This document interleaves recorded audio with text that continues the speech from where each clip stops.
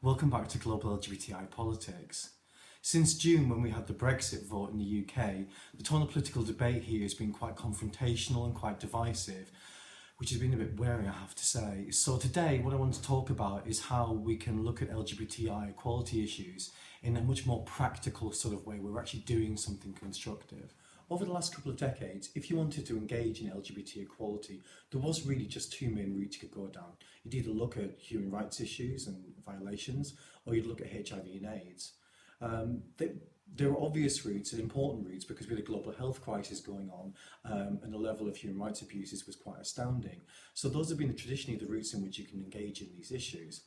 In the last 5 years or so, and I would say that myself and colleagues at the Institute of Development Studies have been part of that conversation, there's been a much greater turn towards looking around issues of poverty and how poverty disproportionately affects sexual minorities and those people with different gender identities in much more kind of deep-rooted ways than, say, the population as a whole. Under our Sexuality, Poverty and Law programme, which is actually funded by the UK government, we partnered up with a lot of organisations and activist groups in the Global South in places like the Philippines, China, Brazil, Rwanda, Ethiopia, South Africa, Nepal. And we tried to work closely with them to identify elements of poverty that were particularly important to them that they wanted to investigate, perhaps didn't have funding to do so. And we did find, quite interesting, the disproportionate effect that poverty played in many different arenas.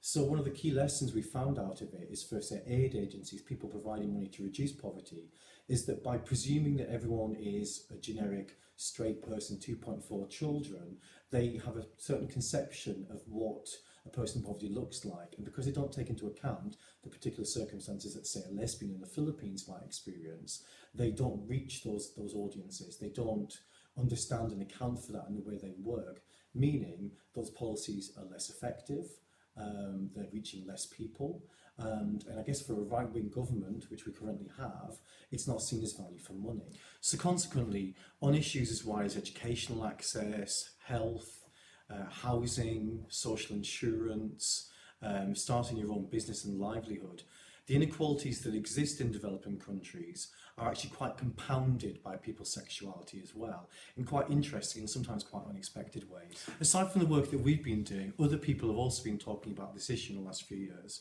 So the World Bank itself actually commissioned a report from Dr. Lee Badgett of the Williams Institute to look at the actual cost of homophobia based on work that had been done in the US state by state. They actually tried to use the same methodology to look at what the cost of homophobia was to India. It's a broad study, and I think the authors themselves say it's estimating rather than anything else, but it's a real step forward in making the case of why the GDP is affected for countries that have ingrained homophobia. That said, it's the World Bank, so at the same time there is a concern that you're going to be basically putting forward a political argument about LGBT equality, which is very business orientated and actually isn't very transformational of politics as a whole. It buys into the existing system.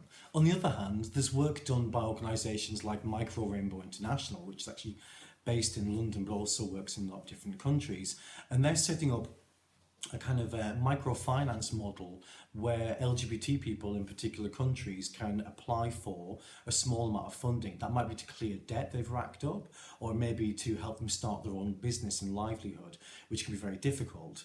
That for me is a really exciting kind of practical way in which we're trying to target and raise LGBTI people out of poverty. One of the interesting findings in our research had been that family acceptance is very important in different parts of the world, and there was a sense that if you could bring something into the family, put something into the family purse, families are much more likely to be accepting, or at the very least not reject their children as a result of their sexuality. So it can be on many levels quite transformational experience. I think in some ways we've made a good start to actually have some practical research projects that are designed and written with consultation with us by actual LGBTI activists around the world who are really confronting these issues. And the projects that I mentioned just now, those are the projects that are quite practical, are really, really essential. So I guess I would argue we do need more funding for this. If you're interested in reading a bit more about the research that we've done at IDS, you can visit the Sexuality and Poverty Law programme, which is a whole mini microsite that has all the research reports that we did with our partners. I'll put the URL at the bottom. And until then, I hope you have a great week and talk to you soon. Bye.